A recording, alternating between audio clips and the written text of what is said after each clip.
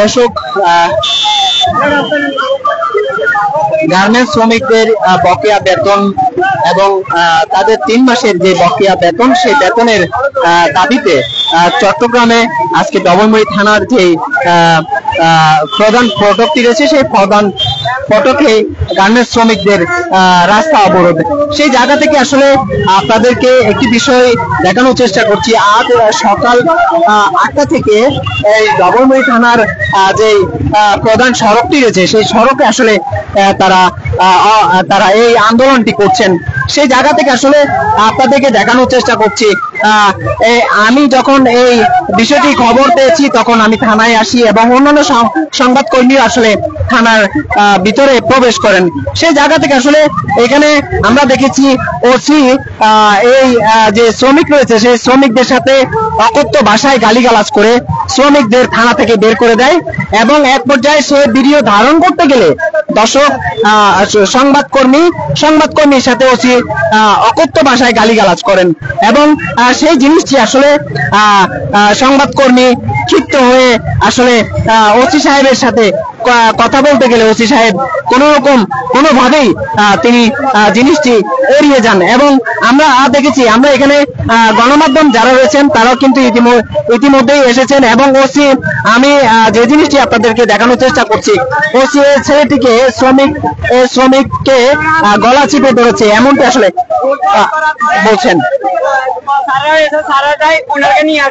আচ্ছা, ওসি আপনার সাথে কি ধরনের সেটা আমি বলতেছি। স্যারেরা আমার বছরের সমাধান করবে। বাজারে আমার একটা বাইকে ওরা ধরে নিয়ে যেতেছে, আমি ধরছিলাম, উনি আমার গলা টিভিটাই নিঃশ্বাস বদ্ধ হয়ে গেছে। দেখেন এই নিঃশ্বাস বদ্ধ হয়েছে, আমি মাটিতে পড়ে গেছি। সেখান থেকে আমি উঠে দৌড়ে আসছি, আমার অজ্ঞা করে লাগছে, মানে আর কিন্তু ধরে নিয়ে গেছে, আমি ধরছি। আমরা আন্দোলন করছি, তাই বসে বসে 25 তারিখে দিবে। আমরা কি করবো? পুলিশে কেন মায়ের গায়ে হাত তুলবে? গায়ে হাত তুলবে পুলিশের মহিলার কোন প্রশাসন আছে, ওরা ব্যবস্থা নিবে কেন?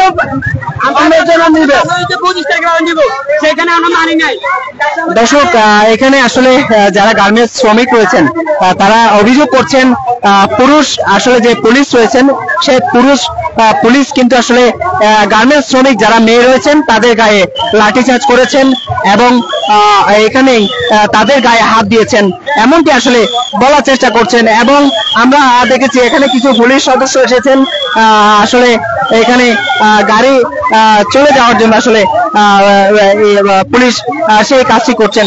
আমরা দেখেছি এখানে গাড়ি চলতে দিচ্ছে না গার্মেন্টস শ্রমিকেরা এবং পুলিশের সাথে গার্মেন্টস শ্রমিকদের ধস্তাধস্তি আসলে দেখতে পাচ্ছেন। দর্শক, যেমন গার্মেন্টস শ্রমিক আসলে আমরা দেখেছি যখন গার্মেন্টস শ্রমিক আসলে তাদের বকেয়া বেতন বুঝে পাওয়ার জন্য এখানে থানার সামনে রাস্তা অবরোধ করেন, ঠিক ওই সময় পুলিশ প্রশাসন এবং এখানে যারা গার্মেন্টস শ্রমিক রয়েছেন তাদের মধ্যে আসলে এখানে ধাওয়া পাল্টা দেওয়ার ঘটনা ঘটে। এক পর্যায়ে আসলে তারা থানার ভিতরে আবারও প্রবেশ করেন। সেই অবস্থায় আসলে তাদের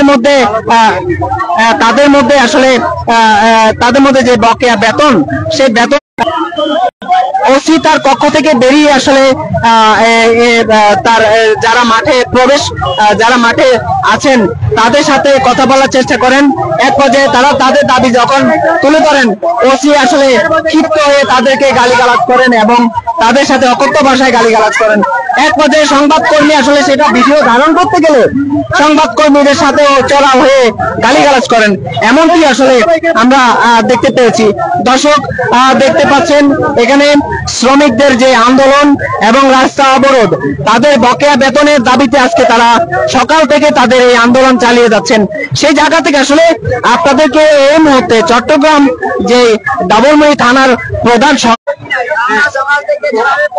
দর্শক, আমরা একজন শ্রমিকদের সাথে কথা বলার চেষ্টা করবো। মূল্যায়ন দিতেছে না। আমরা প্রথম থেকে আমরা যেটা করতেছি, মানে ওখান থেকে বেতনটা আপনি দিতেন 4 তারিখে ডেট দিতেছে আমাদের, 4 তারিখ থেকে 12 তারিখ 17 তারিখ এখন 20 তারিখ তারপরে এখন আবার বলতেছে 25 তারিখ মানে এরকমের থেকে আস্তে আস্তে কোথায় যে আমরা বলতে পারি না সঠিক।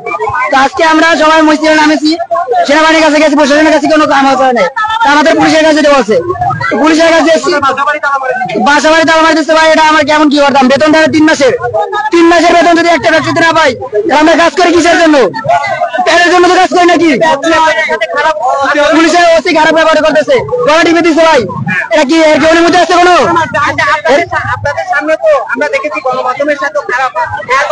খারাপ ব্যবহার করছে, আমাদের সাথে খারাপ ব্যবহার করছে, নারীদের গায়ে হাত দিচ্ছে পুলিশ মানুষের। এটা কেমন ভাই? এটা কি প্রশাসন? এটা কি প্রশাসন? এটা প্রশাসন না ভাই।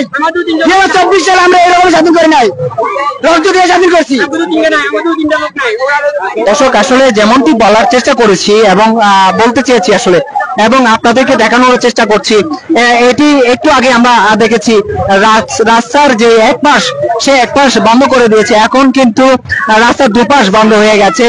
শ্রমিকেরা কিন্তু ইতিপূর্বেই দেখতে পাচ্ছি, আপনাদেরকে দেখানোর চেষ্টা করছি, শ্রমিকেরা কিন্তু তারা পুরো রাস্তায় অবরোধ করে তারা এই তাদের দাবি তুলে ধরছেন। সেই জায়গা থেকে দর্শক এই মুহূর্তে এমপিবি নিউজের মাধ্যমে আপনাদেরকে চট্টগ্রাম থেকে আমি যুক্ত করেছি। কে কোথা থেকে দেখছেন, কোন জায়গা থেকে দেখছেন, কমেন্ট করে শেয়ার দিয়ে জানাতে পারেন। আচ্ছা, আপনাদের দাবিগুলো একটু বলেন তো আপু।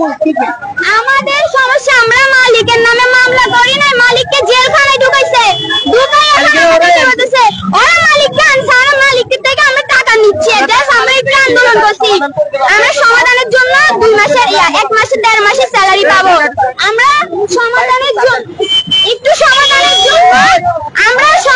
জন্য কি করছি, একটু হালকা করে আন্দোলন করছি। ওরা পুলিশে কি করছে, মালিককে জেলখানায় ঢুকাইছে, বলতেছে আদালতে যাও, ওখানে যা, সেখানে যা, কে কি করতে পারবে দেখবো। আমরা মালিকের নামে মামলা দেওয়া না সত্য, ওরা মালিকের নামে মামলা দিছে। ওরা কিভাবে মালিকের নামে মামলা দিছে? ওরা মেয়েদের গায়ে হাত তুলছে। একটা মেয়ের কথা বলছে আমরা তো স্যারের নামে মামলা দিই নাই, ওই মেয়েটাকে দুইটাই করে ব্যবহার করছে।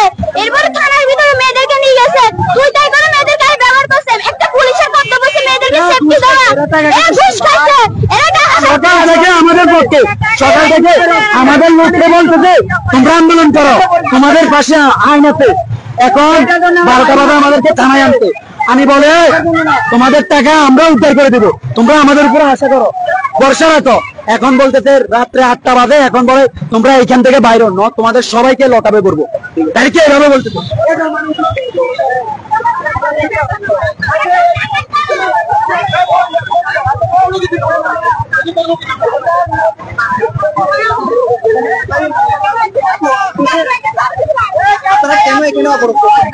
আমরা এখানে অবরোধ করছি,